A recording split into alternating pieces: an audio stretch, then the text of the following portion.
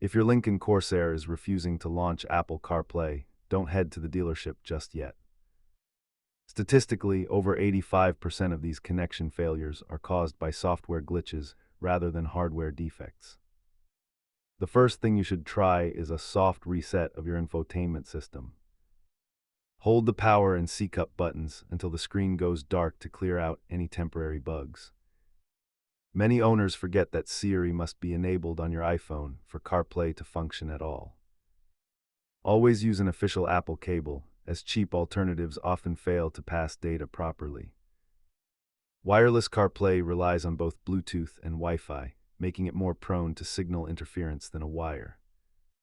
Almost half of all connection issues are solved by simply replacing a worn-out lightning cable. If all else fails, delete the pairing on both the car and the phone and start fresh. Keep a spare genuine cable and some compressed air in your glove box for quick fixes on the road. Remember, the simplest solution is usually the right one, so check your settings before panicking. If these steps helped you get back on the road with CarPlay, hit that subscribe button for more tech tips.